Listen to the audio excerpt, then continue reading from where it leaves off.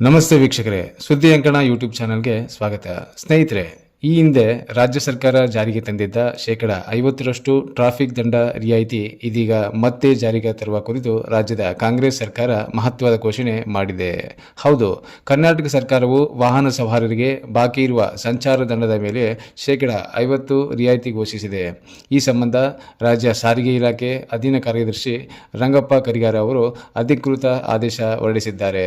ಸಂಚಾರ ದಂಡ ರಿಯಾಯಿತಿ ಕುರಿತಂತೆ ಸಾರಿಗೆ ಇಲಾಖೆ ಸರ್ಕಾರಕ್ಕೆ ಸಲ್ಲಿಸಿದ್ದ ಪ್ರಸ್ತಾವನೆಯನ್ನು ಪರಿಶೀಲಿಸಿದ ಬಳಿಕ ಸರ್ಕಾರವು ಅದನ್ನು ಅಂಗೀಕರಿಸಿ ತಕ್ಷಣ ಜಾರಿಗೆ ತರಲು ಆದೇಶ ಹೊರಡಿಸಿದೆ. ಕಳೆದ ಬಾರಿ ದಂಡ ರಿಯಾಯಿತಿ ನೀಡಿದಾಗ ಸರ್ಕಾರಕ್ಕೆ ಕೋಟ್ಯಾಂತರ ರೂಪಾಯಿ ಆದಾಯ ಹರಿದು ಬಂದಿತ್ತು.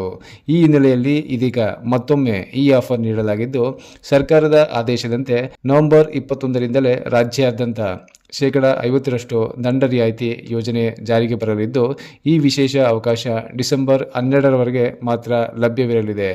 ಚಾಲಕರು ಈ ಅವಧಿಯೊಳಗೆ ತಮ್ಮ ಬಾಕಿ ಇರುವ ಸಂಚಾರ ದಂಡಗಳನ್ನು 50% ರಿಯಾಯಿತಿಯಲ್ಲಿ ಪಾವತಿಸಬಹುದು. ದಂಡ ಪಾವತಿ ಉಳಿಸಿಕೊಂಡಿರುವ ವಾಹನ ಸವಾರರು ಬೆಂಗಳೂರಿನಲ್ಲಿ ಸಂಚಾರ ಪೊಲೀಸ್ ಠಾಣೆಗಳು, ಸಂಚಾರ ನಿರ್ವಹಣಾ ಕೇಂದ್ರ, ಕರ್ನಾಟಕ ಒನ್ ಹಾಗೂ ಬೆಂಗಳೂರು ಒನ್ ವೆಬ್ಸೈಟ್ಗಳಲ್ಲಿ ವಿವರ ಪಡೆದು ಪಾವತಿಸಬಹುದು. ಜಿಲ್ಲೆಗಳಲ್ಲಿ ಸಮೀಪದ ಪೊಲೀಸ್ ಠಾಣೆಗಳಿಗೆ ಖುದ್ದು ಭೇಟಿ ನೀಡಿ ರಿಯಾಯಿತಿ ದರದಲ್ಲಿ ದಂಡ ಕಟ್ಟಬಹುದಾಗಿದೆ.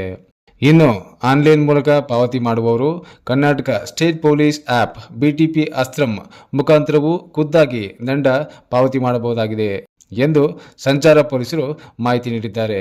ಸ್ನೇಹಿತರೆ, ಈ ಮಾಹಿತಿ ನಿಮಗೆ ಇಷ್ಟವಾದಲ್ಲಿ ಒಂದು ಲೈಕನ್ನು ಕೊಡಿ. ಇದೇ ರೀತಿ ಇನ್ನಷ್ಟು ಡೈಲಿ ಅಪ್ಡೇಟ್ಸ್ಗಳಿಗಾಗಿ ನಮ್ಮ ಚಾನಲನ್ನು ಸಬ್ಸ್ಕ್ರೈಬ್ ಮಾಡಿಕೊಳ್ಳಿ.